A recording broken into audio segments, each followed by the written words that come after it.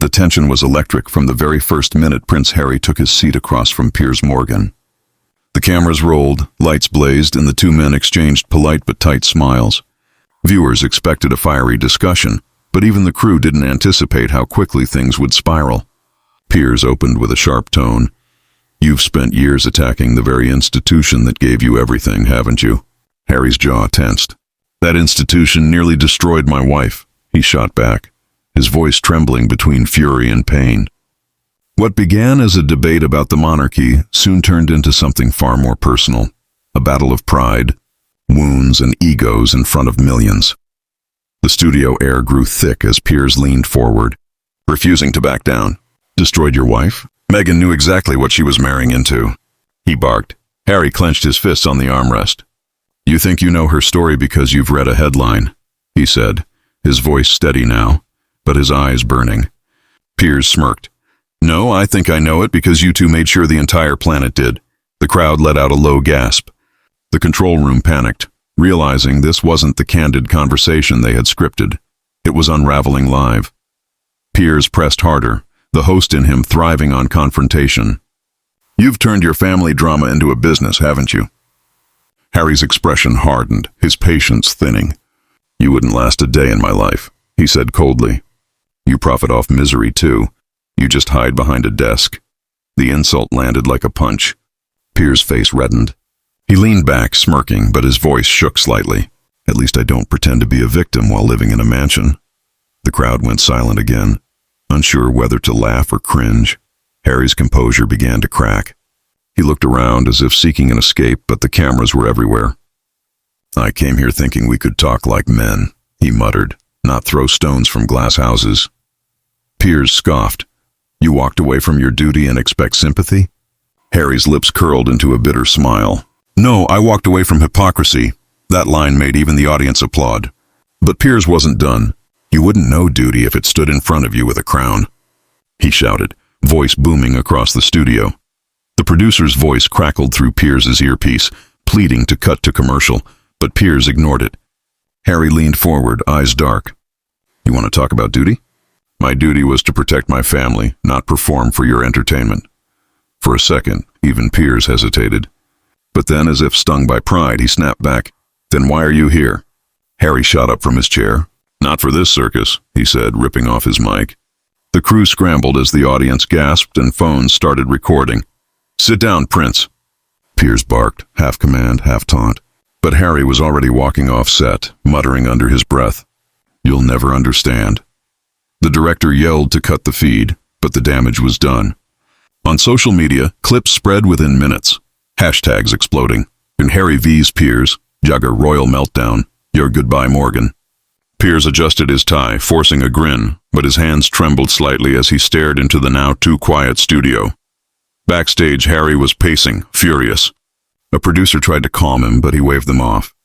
"He wanted a fight and he got one," he said, voice still sharp.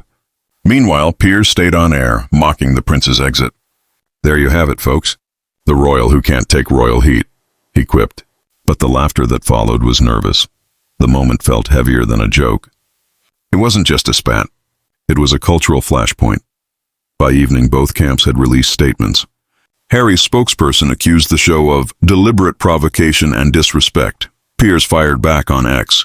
If he can't handle a few questions, how did he ever handle Buckingham Palace? The feud exploded across news sites, each side spinning their version of truth.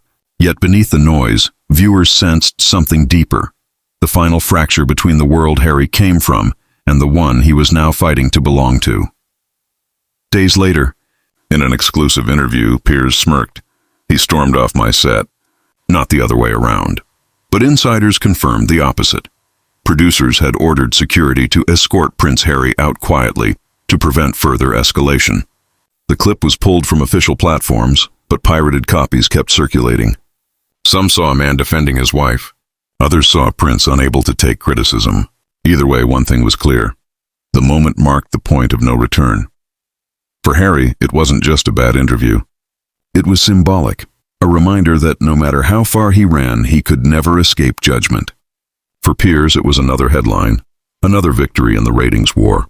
But as cameras dimmed and the studio emptied, even he felt a flicker of unease. Had he gone too far? The question lingered like smoke in the air, long after the prince was gone. As the night wore on, the fallout from the explosive confrontation deepened. Every major network replayed the clip, dissecting each glare, each insult, each syllable. Analysts debated whether Harry had been ambushed or whether he had simply lost control.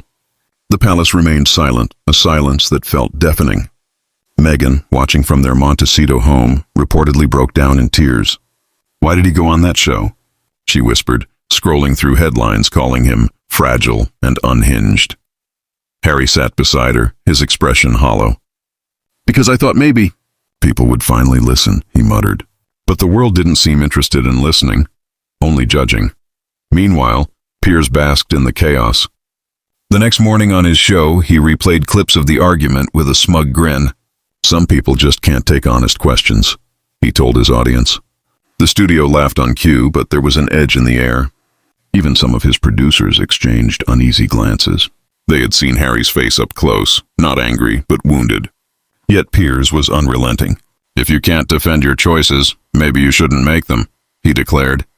Ratings spiked, but the backlash online was brutal. Thousands flooded social media, accusing Piers of bullying and exploiting pain for profit. By midweek, international headlines were dominated by the feud. American networks sided with Harry, calling Piers obsessed and heartless. British tabloids, however, stood by Piers, framing Harry as a runaway royal playing the victim card again. The cultural divide was stark. Hashtags like "Marn stand with Harry" and "Shame on Piers" trended simultaneously. It wasn't just entertainment anymore. It was a global conversation about power, privilege, and empathy. Behind closed doors, Piers' producers urged him to apologize publicly, but he refused.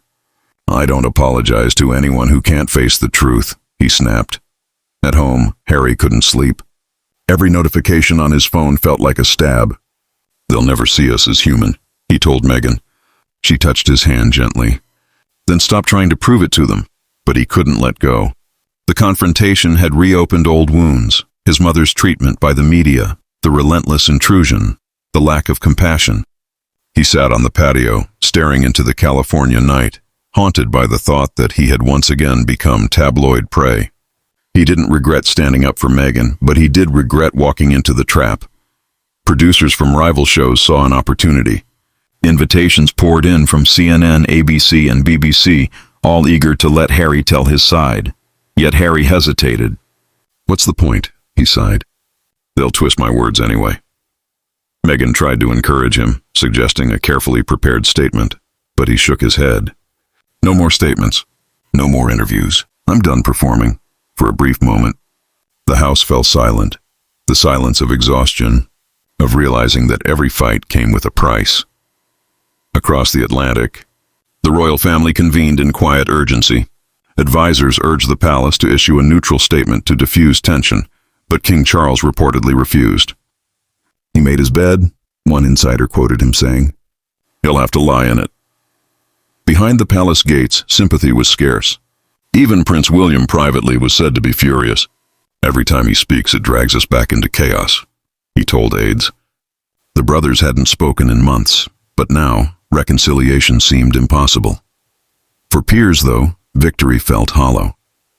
He had expected Harry to storm off, but not for the moment to spiral into an international scandal.